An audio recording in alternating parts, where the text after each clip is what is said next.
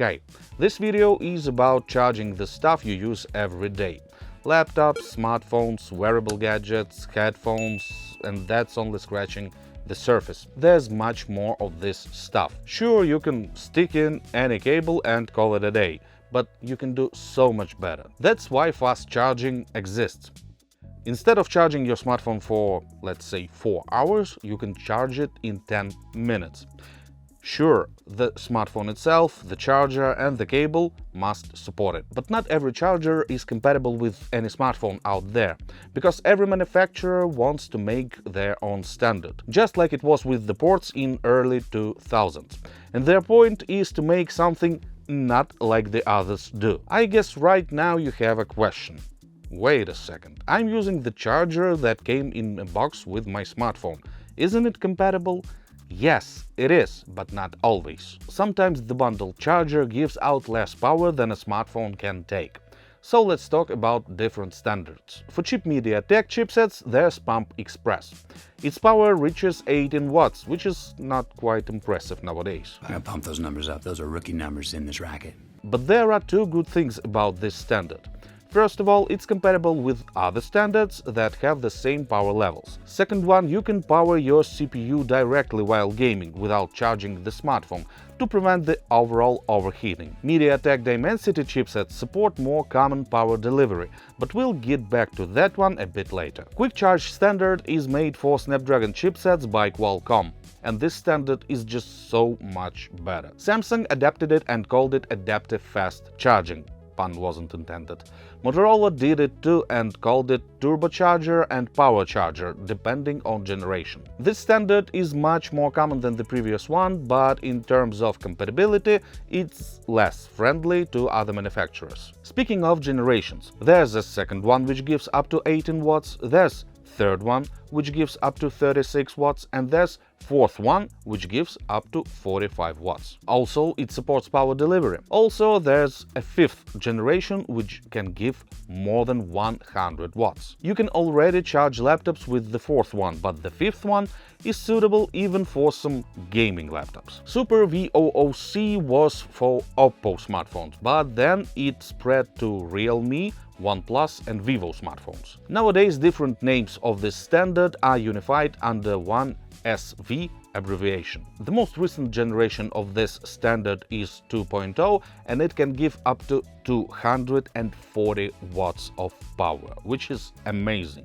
But there's a downside. The amount of power banks that support SV is close to none. The best and the most common standard is power delivery, or shortly speaking, PD. First of all, it's an open standard, so any manufacturer can use it without paying license fees, and all you need is a Type-C connector that supports at least USB 2.0. That gives you at least 22 watts of power. But if you have additional pins on your connector and your port, you can have from 33 to 240 watts. For now, just to make it clear, the standard is supported by iPhones, Pixels, Xiaomi's, and so on, etc, etc, etc, etc. But hold on a second, 240 watts is a lot, and you can charge laptops with it, even gaming ones. Yes, you can. And that's exactly what makes this standard great. You know what's even more awesome? Having no charger for your laptop at all. You can use your external monitor for that. Monitor gets the picture from the laptop and laptop gets the power from the monitor. All that with one single cable. It's an amazing feature. Less cables overall, less power outlets used. It's great. Of course, both your monitor and your laptop must support power delivery. But if you think that's gonna be expensive, think twice. Because monitors that support this feature are not really expensive. Also, there's another thing worth mentioning, and it's GaN chargers. GaN stands for gallium nitride. Don't try to remember basic chemistry course, because probably you don't remember neither what gallium, neither what nitride is. But don't worry, me too. Point is, those chargers use gallium nitride in their semiconductors, which gives better conductivity. And don't try to remember basic physics course.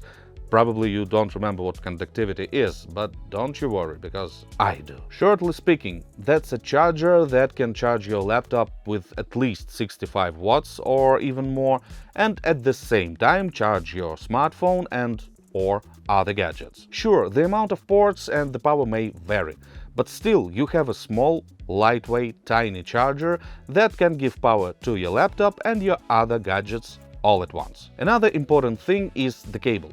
Any Type-C cable supports at least 20 watts, but not all of them support 60 or even more. So if you need a cable for charging something like a laptop, make sure it supports power delivery. Cables are okay, but what about wireless charging? There's QI standard that is used literally everywhere. Separate chargers, some pads on stands. Even modern cars have those from the factory. There is even reverse wireless charging in some smartphones. And it's a handy feature. You just put your, let's say, smartwatch or earphones on your phone and it immediately starts giving juice to your wearables. Although the power of reverse wireless charging can reach 65 watts, it varies and it's predominantly lower to prevent overheating. Anyway, wireless charging is a great thing. You don't have to carry a bunch of cables with you all the time. You don't have to look for cable on your nightstand in the darkness. You just put your device on a pad and it starts charging. Apple has MagSafe, and it's not about the power, it's about a magnet. Yeah, bitch! Magnets! Oh! Apple users claim charging their stuff with MagSafe is much more comfortable than without it. Okay, I guess. Also, there are power banks. There are regular ones.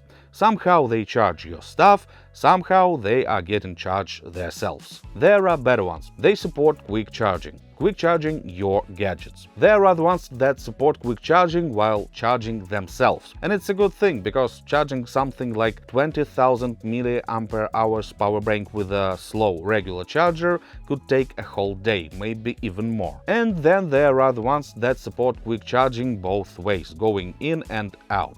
Obviously, these are the best ones. Also, there are the ones that support wireless charging.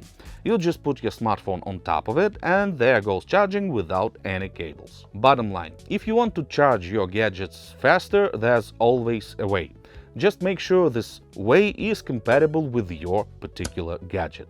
And that concludes our vid. Don't forget to subscribe if you feel like it, and don't forget to watch other videos, because that will help us a lot. See ya!